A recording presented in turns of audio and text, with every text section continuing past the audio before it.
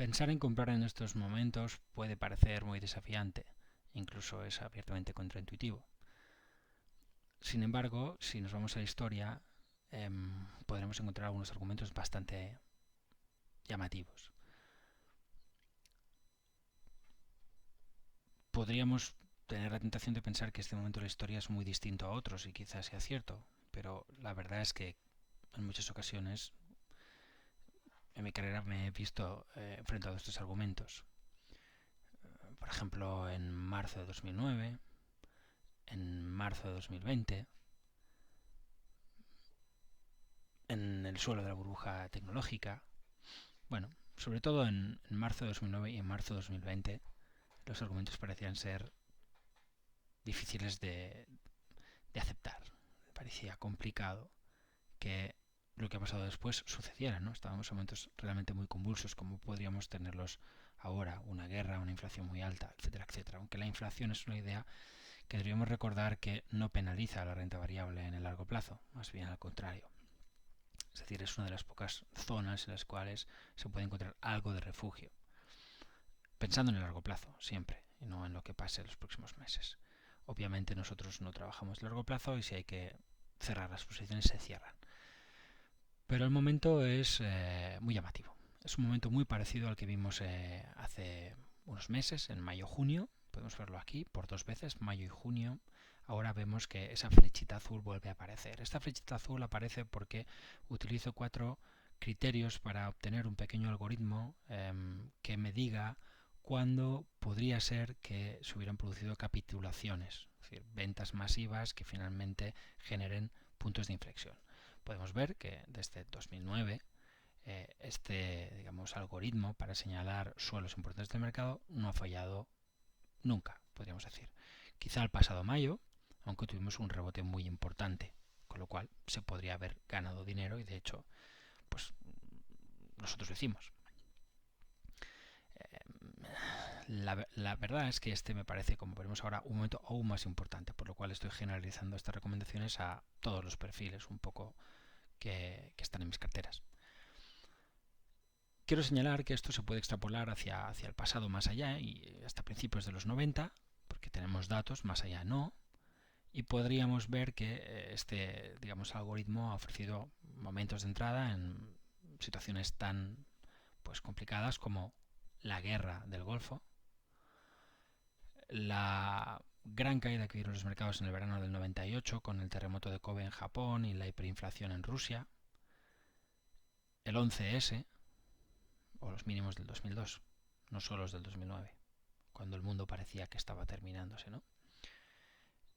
En todas estas eventualidades, solamente una, que es tras los atentados del 11 de septiembre, este algoritmo habría fallado al señalar un gran movimiento alcista.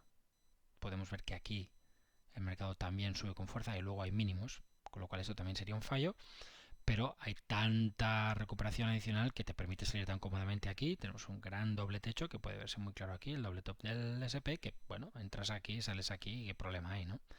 Entras aquí, sales aquí, porque aquí también hay un doble top, es decir, aquí también se ganó dinero, aunque se perdió, aunque digamos que el algoritmo no señaló un punto de inflexión que fuera definitivo. Esto podríamos decir que también pasa en 2015, ¿no? Aunque es por tan poquito lo que cae que considero que es la misma señal, igual que en marzo de 2020, esto se había producido a finales del 18. Es decir, hay una base de datos amplia, con situaciones muy complicadas, con recesiones o amagos de recesión, con diferentes situaciones macro que han dado pie a que se produzcan estos eventos.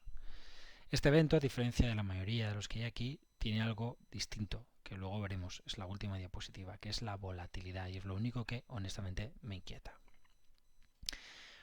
Porque yo no tengo que entrar en los argumentos racionales, macro, etcétera. Tengo que entrar en la situación técnica, en lo que sé del pasado y en lo que podríamos esperar del futuro a través del pasado. Obviamente esto va a fallar en algún momento, pero podemos ver que incluso fallando, como podría ser mayo de este año, porque los precios recaen y hacen mínimos en junio, el mercado da una buena zona para ganar dinero dentro de un mercado bajista. Y estos son los fallos.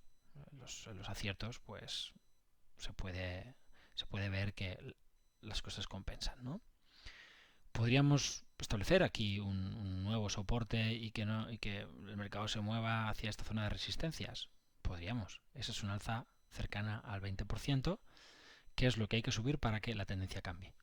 Es decir, que tenemos que esperar una alza del 20% para empezar a comprar si queremos comprar en tendencia.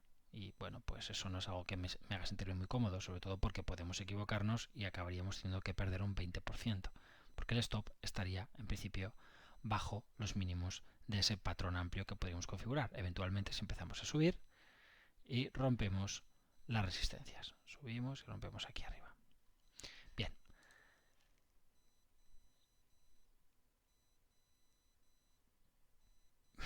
Aún a riesgo de sobreoptimizar y utilizando otro tipo de algoritmos, también con esta finalidad de moverte antitendencialmente, esto es lo que llamamos breadth, me encuentro con una situación que es de hecho mucho más llamativa y favorable a un suelo que la que tuvimos en mayo-junio, porque como puede verse en este otro sistema, que quizás está sobreoptimizado, tengo que reconocerlo, eso siempre es malo, ahora sí tenemos una señal de compra y esa señal de compra no la tuvimos en mayo-junio. A pesar de la subida importante del SP500, eso no apareció. Ahora sí. Es decir, esto es, si cabe, más fiable. Si nos vamos al pasado, podemos ver que este algoritmo ha dado señales de compra en los mínimos del 2020, del 23 del 3, más o menos por aquí, a finales del 18, día 21, pues más o menos por aquí, en los primeros días del 2016, pues más o menos por acá, en los mínimos del 2011, por aquí, y en 2009, aquí. Es decir, que este y este punto tendrían apoyo por parte de este algoritmo.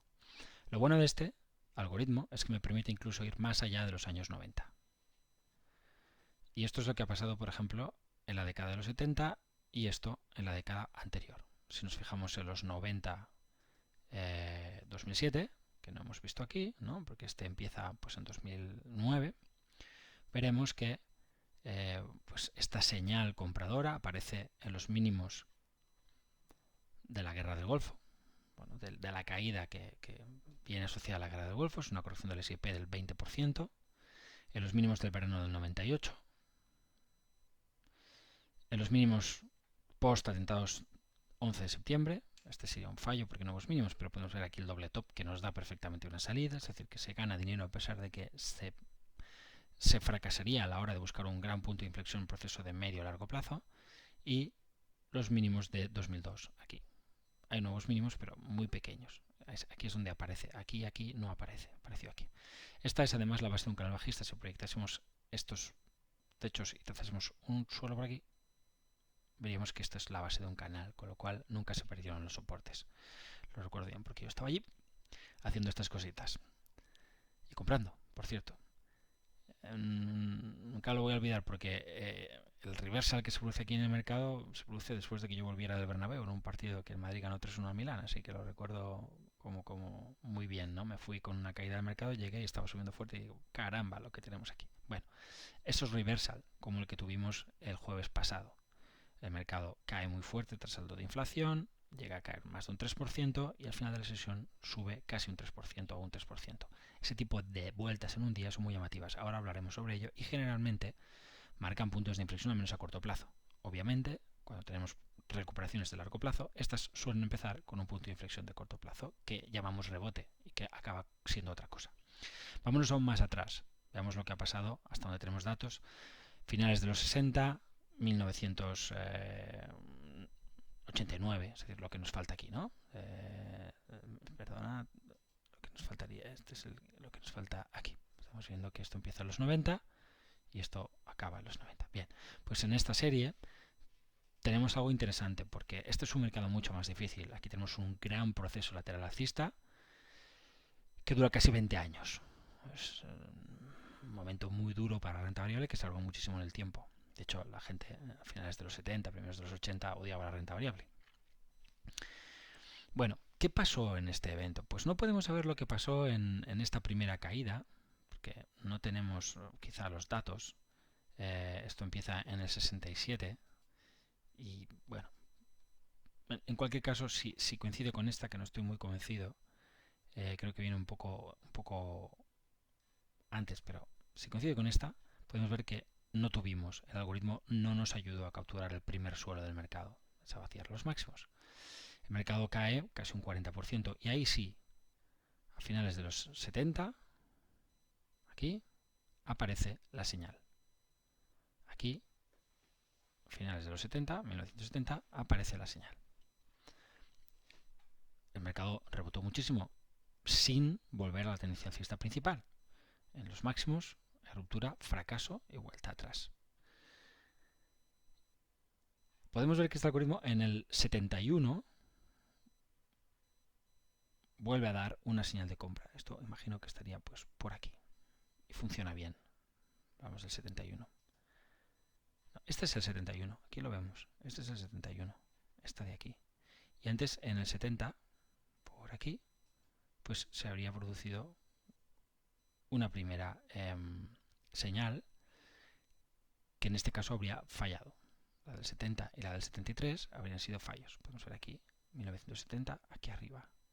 Este habría sido el único fallo importante de la serie.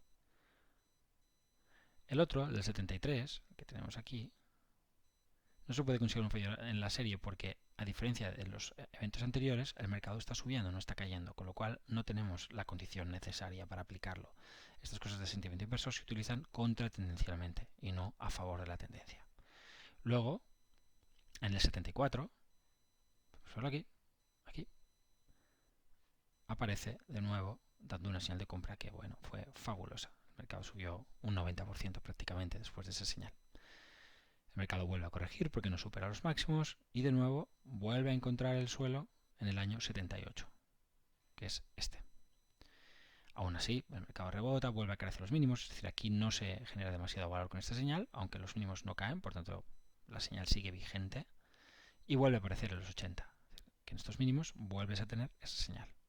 Y luego vuelves a tenerla en el 82, que es, bueno, el principio del fin, ¿no? La gran recesión americana que se produce al final del ciclo, llegada de Reagan, etcétera, etcétera, Volcker, todo lo que hacen para controlar la inflación en los años anteriores, tiene ya sus frutos y bueno, llega Reagan y lo explota.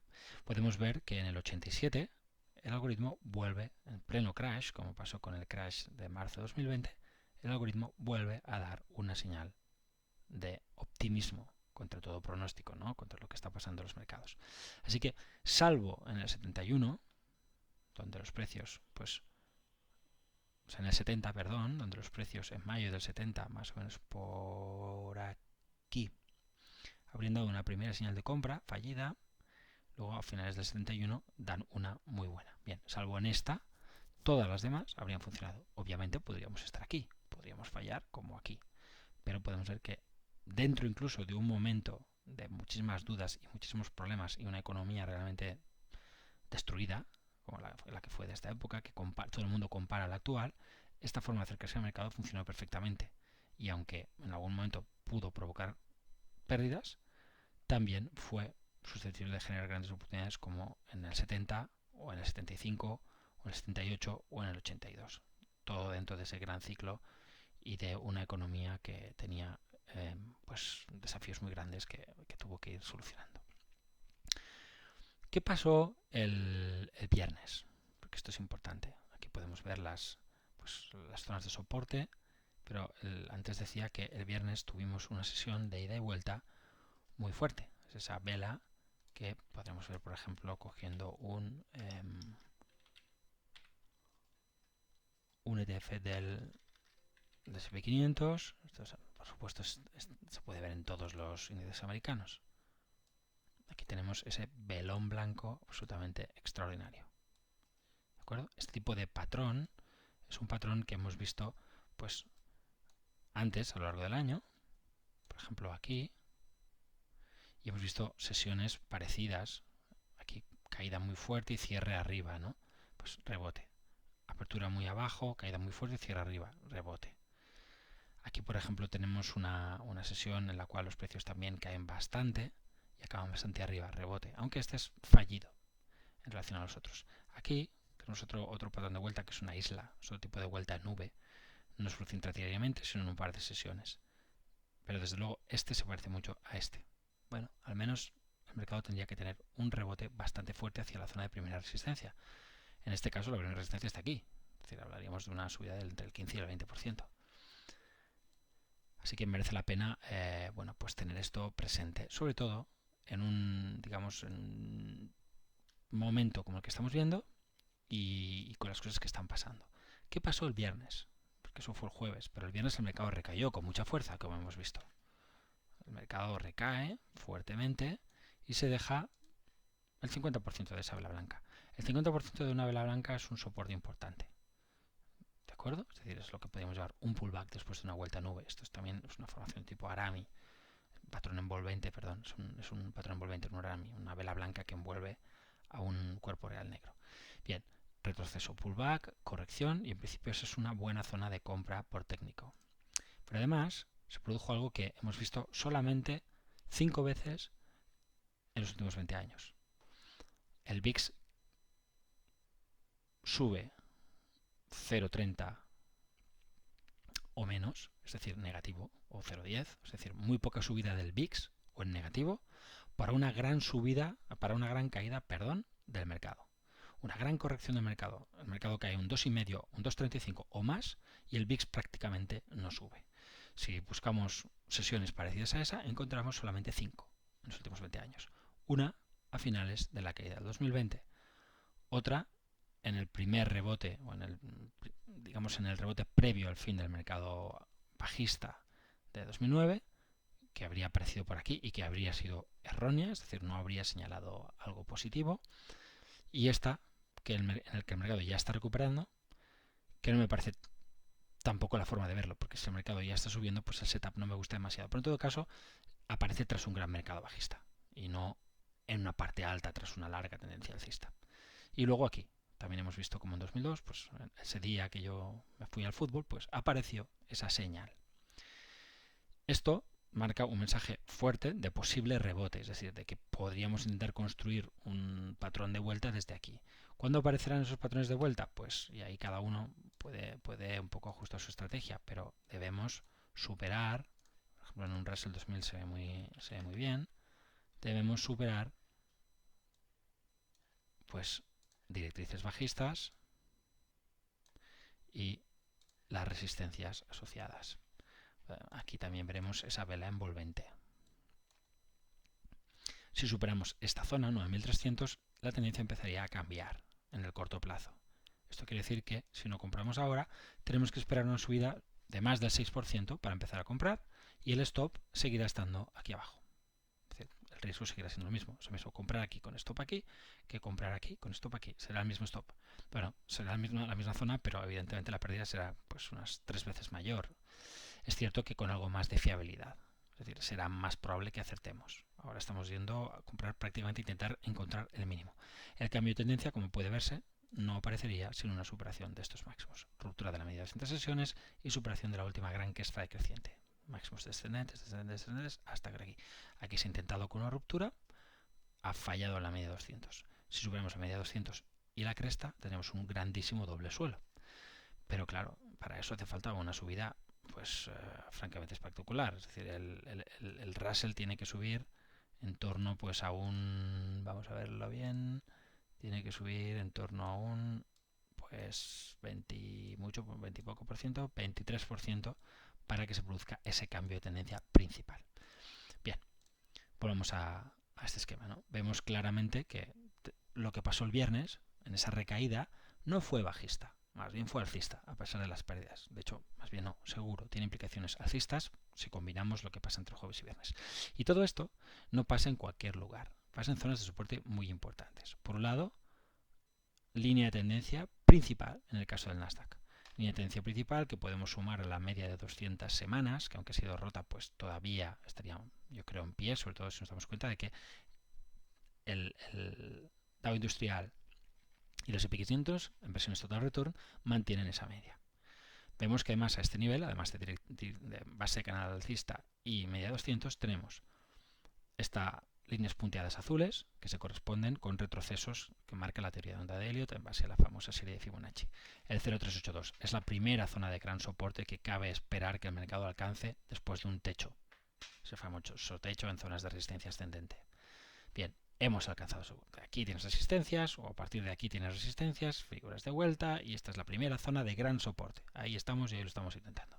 Pero además, eso coincide, roja punteado, las líneas rojas punteadas, con el famoso 0,618, 0,66 que marcan las teorías de onda de Elliott y Dow para encontrar, digamos, soportes o para proyectar soportes. Y también estos mínimos importantes que marcó el Nasdaq en esta recuperación. Es decir, hay un soporte aquí, hay dos soportes derivados de las líneas punteadas que vemos por onda de Elliott, esta es la media de 200 sesiones y el canal. Tenemos como 5 grandes soportes en este área. Por tanto, es una muy fuerte área de soporte en proceso de fondo. Y por tanto, es un lugar desde el que construir eventualmente un rebote importante que pudiera llegar a ser de cambio de tendencia, algo que pues veríamos en el futuro, ¿no? Cuando hayan pasado pues muchos meses o un par de años, quién sabe, como habría pasado en cada evento anterior de los que hemos visto, que hasta que no se desarrollan los movimientos, pues siempre te van a generar esa duda. Es una zona de soporte importante, media de 200 sesiones. En el Dow Industrial, que habría corregido un 0,382 del alza previa, podemos ver que también estaría muy cerca de los máximos del 2019, es decir, que aquí hay una banda importante de soportes, hasta 3 soportes, 0,382, soporte horizontal y media de 200 sesiones. En el caso del S&P 500, que no estaría tan cerca de los máximos, igual que el Nasdaq, porque habrían subido mucho más, previamente tenemos a la media de 200 sesiones y las inmediaciones del 0,50. Y aquí el 0,50 o el 0,382 o el 0,618, en estos tres gráficos, tomo como referencia todo el rally desde mínimos de marzo de 2020, porque en mi opinión lo que estamos corrigiendo es ese rally, no todo el mercado. No todo el mercado. Aunque estuviéramos corrigiendo todo el mercado, ya estaríamos, como digo, en la primera zona de soporte por onda de Elliott. Si hago lo mismo en el Russell 2000, me encuentro también con la media de 200 sesiones, que ha sido perforada, pero todavía no radicalmente. De hecho, vemos como eso ya pasó en verano y sin embargo los precios se van muy arriba. Y me doy cuenta también de que ahí tengo el 0,50 por Fibonacci, está en este gran rally, y los altos del 18-19. Es decir, este soporte horizontal es ahora, fue resistencia, ahora es soporte. Todo esto en gráficos total return, si intentáis verlo en gráficos per return, no va a salir. Por eso yo nunca uso ese tipo de gráficos, que son los gráficos que casi todo el mundo usa. Pero que en mi opinión, y bueno, ya sabéis que he escrito hasta un libro para ello, son niveles que, sobre todo en procesos de fondo, no vienen bien porque los gráficos per return distorsionan la realidad al permitir que cosas como los dividendos y las ampliaciones, que no son cuestiones relacionadas con la oferta y la demanda y por tanto con la acción del mercado, estén pesando los gráficos, estén alterándolos. Estos gráficos eliminan todo lo que no es acción del mercado, que es en última instancia lo que debería analizar un analista técnico. El analista técnico no es una persona que se dedica a estudiar los precios. Eso es lo que dicen los analistas técnicos. Pero lo cierto es que si piensas lo que hacen, no lo que dicen que hacen, lo que analizamos, como cualquier analista de mercado, es el mercado, la acción del mercado, lo que pasa en el mercado. Y lo que pasa en el mercado es lo que pasa con la oferta y la demanda.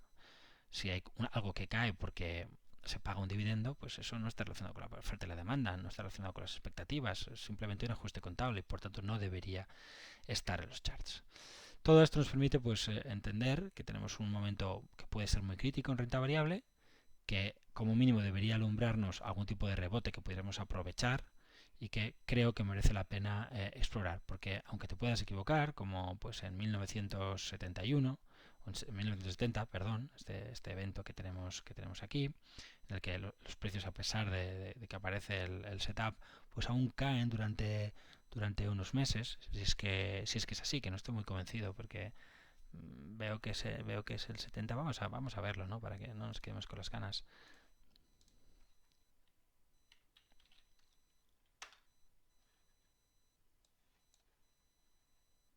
Si nos vamos a 1970, ¿dónde aparece la...?